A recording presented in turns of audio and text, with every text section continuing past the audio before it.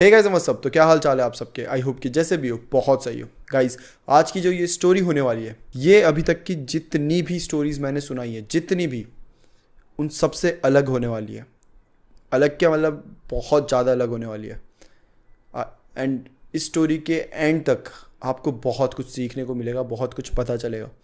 तो प्लीज़ ये story and तक देखना। ये स्टोरी हमसे निशा ने शेयर करी है, बट ये स्टोरी निशा की नहीं है, निशा की बेस्ट फ्रेंड की है। और जस्ट अभी निशा को जो भी उसके बेस्ट फ्रेंड के साथ हो रहा है वो पता चला है। तो निशा हमें देखती थी और उस वजह से उसने हमें ये स्टोरी शेयर करी है। निशा की बेस्ट फ्रेंड अंजलि, अंजलि ने निशा को एक बहुत लंबा मैसेज लिखा हुआ है, जिसमें उसने जो भी उसके साथ गुजर रहा है वो सब बताया है। तो ये मैसेज की शुरुआत होती है, अंजलि निशा को बोलती है कि मुझे नहीं पता मैं कितनी देर और जी पाऊंगी या कितनी और सांसें बाकी है मुझ में। मेरा बदन टूट रहा है, मेरे हर बॉडी पार्ट्स में बहुत ज़्यादा दर्द हो रही है, पर फिर भी इतनी जान बाकी है कि मैं तुझे ये मैसेज कर सकूं। आज शुरू से लिखती हूँ कि क्या हुआ था और मेरी हालत ऐसे कैसे हो गई। Hey guys, so there are few updates जो कि मैं आप सबको देना चाहता हूँ। सबसे पहली अपडेट है कि मैंने एक क्राइम चैनल खोला है, तो अगर आपके पास टाइम है तो आप जाके वो विजिट कर सकते हो, जहाँ पर बहुत इंटरेस्टिंग स्टोरीज आने वाली है। और जो दूसरी अपडेट है वो है, जैसे कि आप सबको पता है कि मेरा एक डिस्कॉर्ड सर्वर है, तो वहाँ पर हम एक ओपन माइक करने वाले हैं, जहाँ पे आप सब आओगे, मैं भी होऊंगा, हमारे बाकी मेंबर्स भी होंगे। और वहाँ पर आपके पास जो भी टैलेंट है, जो भी आप चाहते हो, वो एक स्टेज दे दिया जाएगा, जहाँ पे आप सब अपने हिसाब से परफॉर्म कर सकते हो। स्टोरी सुनाना, सिंगिंग, जो भी आपको अच्छा लगता है वो आप कर सकते हो। तो ये जो परफॉर्मेंस है ये 14 मई को होगी 6 बजे। तो आपको नीचे सर्वर की लिंक मिल गई होगी, तो वहाँ पे क्लिक करके आप मेरे डिस्कॉर्ड पर आ सकते हो। अंजलि और निशा दोनों साथ में कॉलेज में पढ़ते हैं और एकदम से अंजलि की तबीयत ख़राब हो जाती है। अंजलि को फीवर हो जाता है और बुखार देखते देखते बहुत बढ़ जाता है। लाइक 2 या 3 दिन तक बुखार काफ़ी ज़्यादा बढ़ जाता है। अंजलि डॉक्टर के पास जाती है और डॉक्टर तब बताते हैं कि अंजलि को टाइफॉइड है और अंजलि को रिकवर होने में 12-15 दिन लगेंगे। तो अंजलि क्या करती है, अपने गांव वापस चले जाती है कि 12-15 दिन क्या करूं मैं, और वैसे भी वो बहुत वीक है, कुछ ढंग से काम नहीं कर पा रही खुद से। तो वो बोल रही है कि ठीक है मैं अपने गांव चले जाती हूँ। तो अब अंजलि अपने गांव चले जाती है, जहाँ पे अंजलि के घर में अंजलि के मॉम, डैड और उसकी छोटी बहन रहा करते हैं। ये जो पूरा गांव है, यहाँ पे थोड़े मतलब लोग कम पढ़े लिखे हैं और थोड़ा सुपरस्टिशंस इन सब पे बहुत ज़्यादा मानते हैं। तो अंजलि अपने मॉम डैड के पास चली जाती है। वो पूछते बेटा क्या हुआ, तो अंजलि बताती है कि टाइफाइड हुआ है और काफ़ी बुरी हालत है, फीवर हुआ पड़ा है, पूरी मतलब पूरा बदन दुख रहा है, गर्म हुई पड़ी है वो पूरी।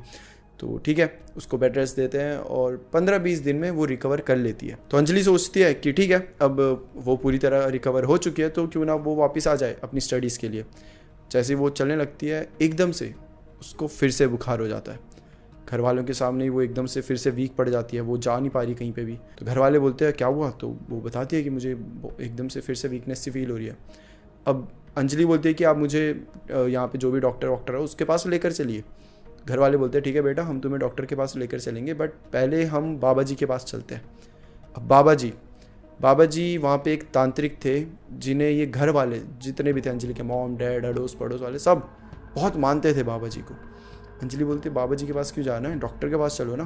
बोलते नहीं, एक बार बाबा जी के पास वो आते हैं, वो तुम्हारे सर के ऊपर हाथ घुमाएंगे ऐसे और तुम ठीक हो जाओगी, और अगर वो हाथ घुमाने से भी ठीक नहीं हुई तो हम डॉक्टर के पास भी चल पड़ेंगे। अंजलि के मॉम डैड पढ़े लिखे नहीं थे, ना ही दादा दादी जी के यहाँ पे जितने भी थे कोई भी पढ़ा लिखा नहीं था, और ये जो तांत्रिक था इन पे बहुत मानते थे। लाख बार अंजलि ने बोला कि मुझे प्लीज़ डॉक्टर के पास लेके चलो, बट वो सब एक ही बात बोले जा रहे थे कि नहीं, एक बार चल पड़ो, बस एक बार। अंजलि को ना चाहते हुए भी वहाँ जाना पड़ा। अंजलि को वहाँ जाना बिल्कुल पसंद नहीं है, वहाँ पे जो वातावरण है, जो वाइब्स है, वो बहुत गंदी है। अंजलि को बिल्कुल पसंद नहीं है वो सब चीज़ें, बट स्टिल मॉम डैड के बोलने पर अंजलि राजी हो जाती है। बाबा जी के पास अंजलि और अंजलि के मॉम डैड गए थे। जो छोटी बहन थी वो घर पर ही थी।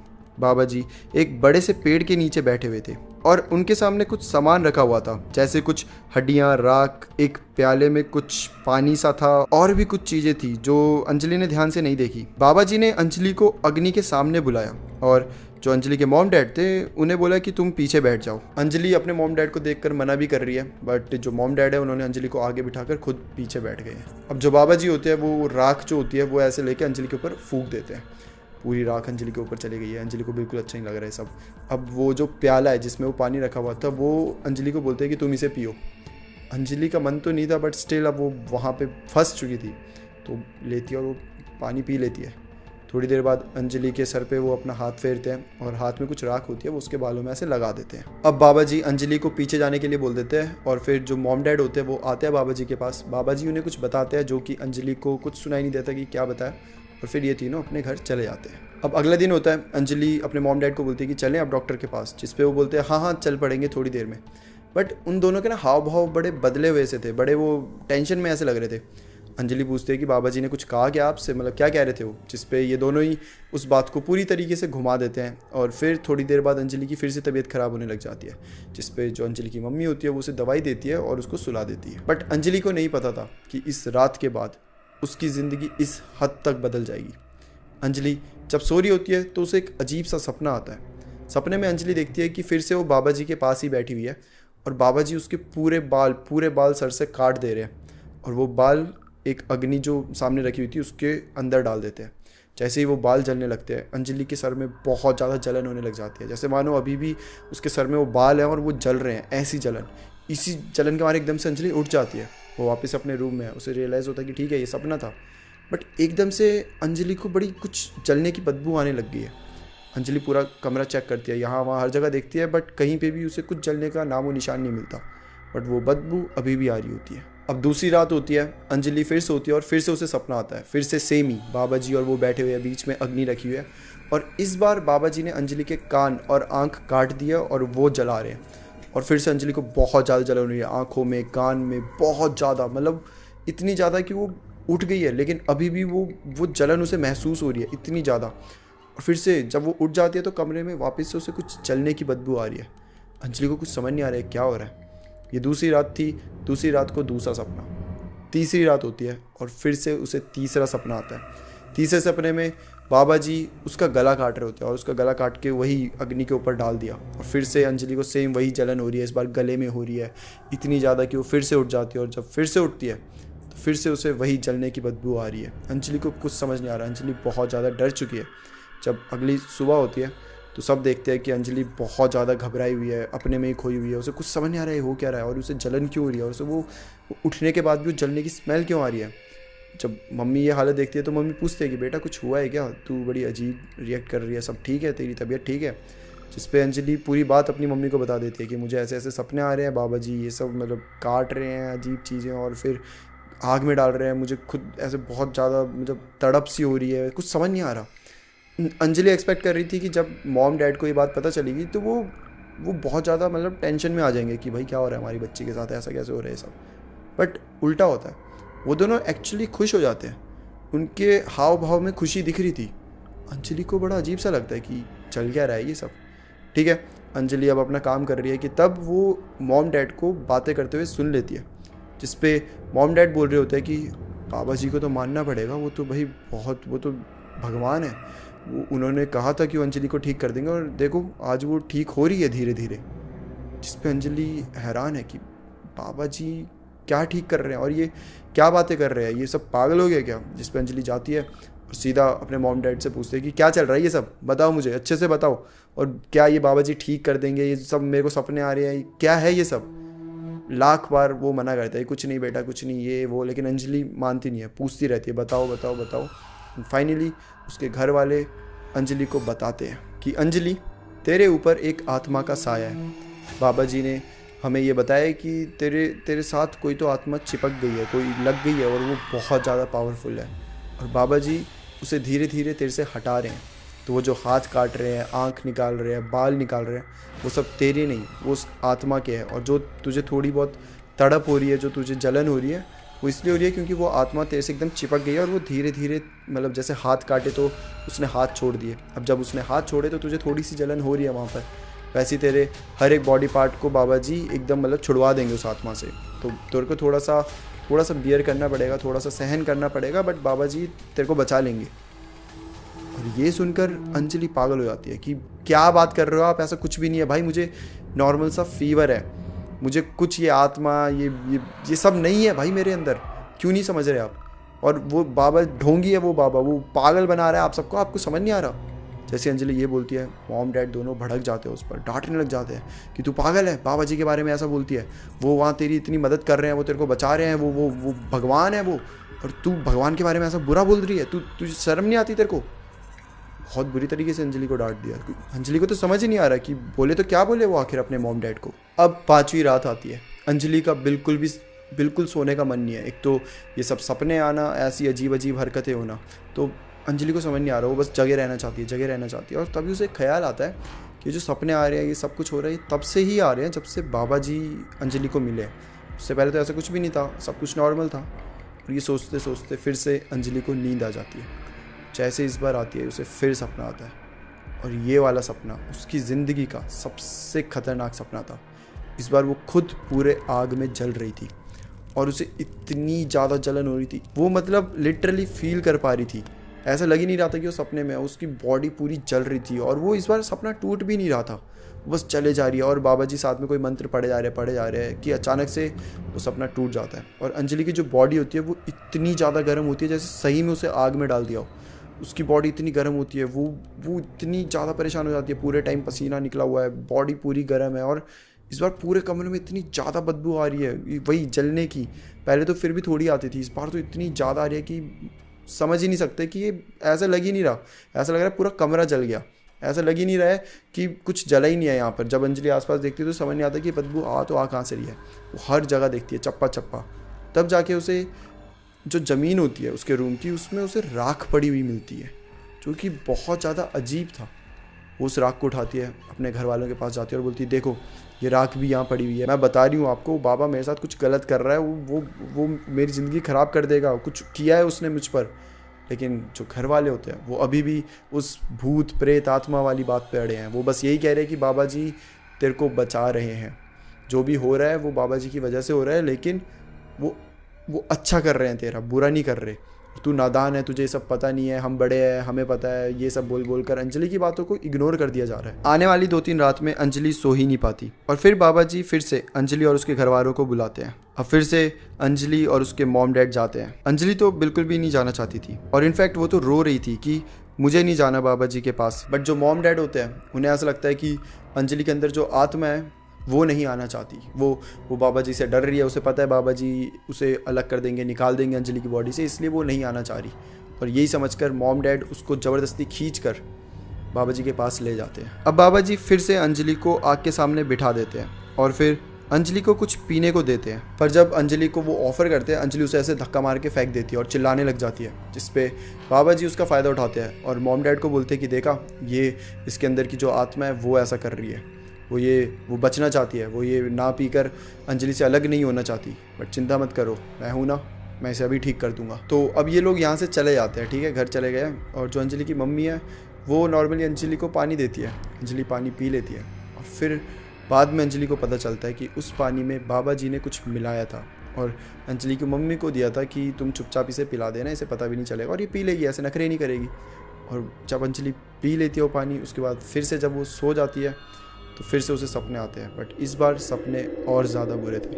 इस बार उसे सपने के साथ साथ आवाज़ें आने लगी थी, जैसे कि अभी वो मतलब हल्की सी नींद में, ऐसा भी नहीं पूरी नींद में है, एकदम से सपना है वो उठ गई, बट स्टिल उसको आवाज़ें आ रही है।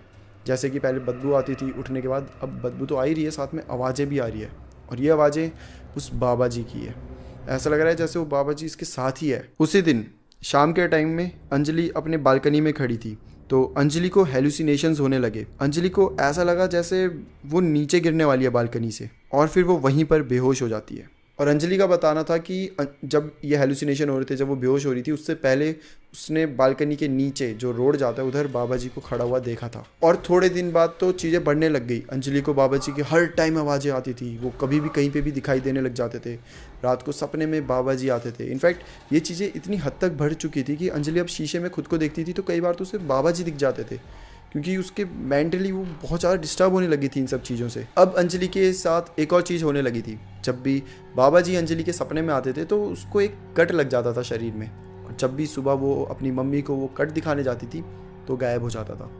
अंजलि को ऐसा लग रहा था जैसे कि वो एक एक कट जो उसे लग रहा था वो उसकी बॉडी से मतलब उसकी पावर छीन रहा है, स्ट्रेंथ छीन रहा है। अंजलि अब बहुत ज़्यादा वीक हो गई थी, बहुत ज़्यादा कमजोरी आ चुकी थी उसके शरीर में। अंजलि को समझ ही नहीं आ रहा था कि अंजलि के साथ ये सब क्यों हो रहा है, और वो बाबा जो ढोंगी है जिसने अंजलि के मॉम डैड को पूरी तरीके से पागल बना दिया है, वो आखिर अंजलि से क्या चाहता है। अब एक बार जब अंजलि को फिर से बाबा जी के पास ले जाया जाता है तो अंजलि गुस्से में उस बाबा से पूछती है कि ये क्यों कर रहे हो तुम सबको पागल बना सकते हो पर मुझको नहीं। जिस पर बाबा जो होता है वो हंसने लग जाता है और बोलता है तुझे शायद मेरी शक्तियों का अंदाज़ा नहीं है। अंजलि ने बहुत बार अपने मॉम डैड को समझाने की भी कोशिश करी बट वो कभी नहीं समझते थे।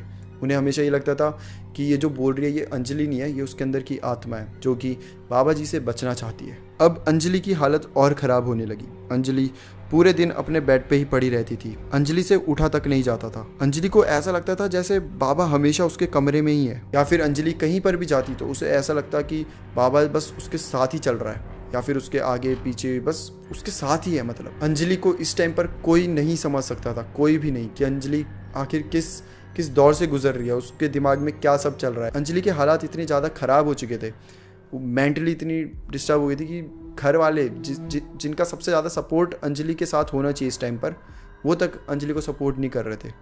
तो दूसरों से तो क्या ही एक्सपेक्ट करे। मेंटली फिज़िकली हर जगह से वो बस हैरेस हुए जा रही थी। और फाइनली अंजलि डिसाइड करती है कि ऐसे जीने से अच्छा वो जिए ही ना। वो अपने साथ एक चाकू लेती है और अपने रूम में चले जाती है। उसने डिसाइड कर लिया होता है कि अब वो फाइनली कर देगी, मतलब वो अपनी जान ले लेगी, बट ऐसा नहीं हो पाता। वो जो बाबा है जो उसके हमेशा साथ रहता है वो उसको जान तक नहीं लेने देता। उसके हाथ नहीं हिल पा रहे हैं, वो बस ऐसे कर रही है, लेकिन वो कर ही नहीं पा रही कुछ भी इस टाइम पर। अब फिर से रात होती है और अंजलि को ऐसा महसूस हो रहा है कि बाबा बस सीलिंग जो है वहीं कहीं छुपा हुआ है और वहाँ से देख रहा है, चुपके से देख रहा है। अंजलि को ये पूरी फील आ रही थी, वहाँ पर वाइब पूरी ऐसी आ रही थी, मतलब वो बहुत ज़्यादा डर चुकी है इस टाइम पर। वो वापस से सोना चाह रही है, वो बस आंखें बंद करी हुई है उसने और कैसे कैसे करके वो सो जाती है। अंजलि को इस बार सपना आता है कि वो जो बाबा है वो अंजलि को उसके फैमिली से दूर लेकर जा रहा है। उसने हाथ पकड़ा हुआ है, वो अंजलि को ऐसे घसीटते हुए ले जा रहा है। अंजलि रो रही है, अपनी फैमिली की तरफ देख रही है, वहीं उसकी फैमिली उसे जाने दे रही है। कोई रोकने की कोशिश नहीं कर रहा, कुछ भी नहीं।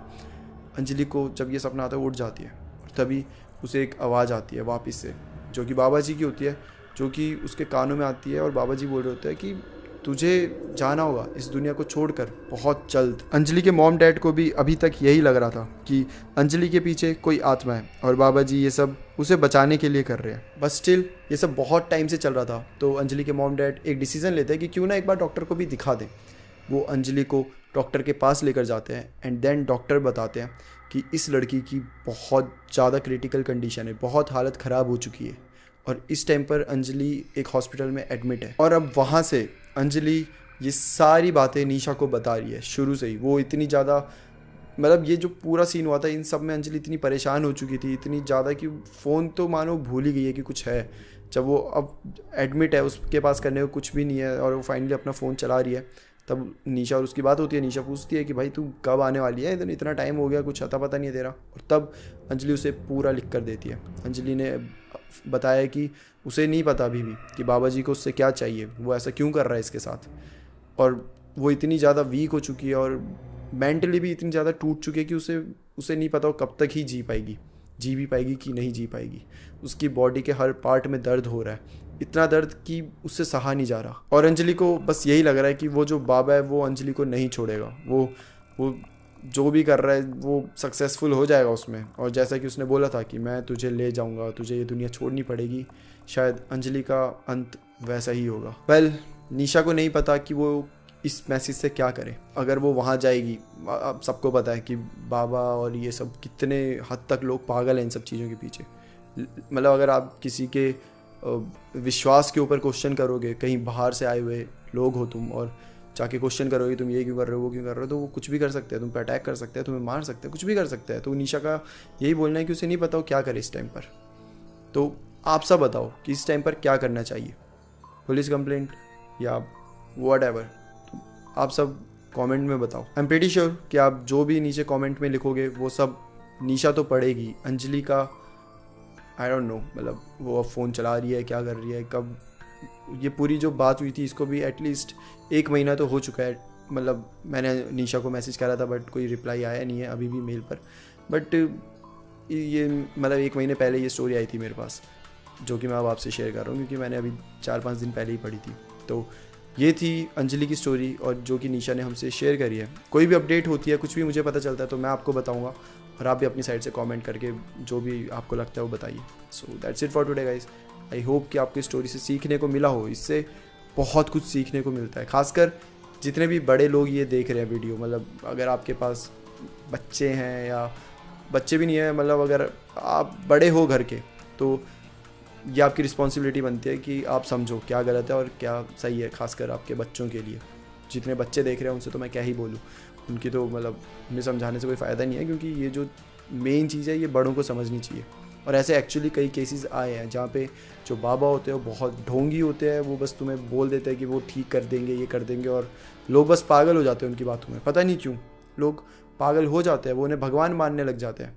तो प्लीज़ जितने भी बड़े लोग देख रहे हैं, प्लीज़ ऐसा मत करना, ऐसी गलती मत करना, और हो सके तो अपने बच्चों को इन सब चीज़ों से बचा कर रखना। That's it for today guys, फिर मिलते हैं हम किसी और टॉपिक के साथ। तब तक के लिए bye bye and take care.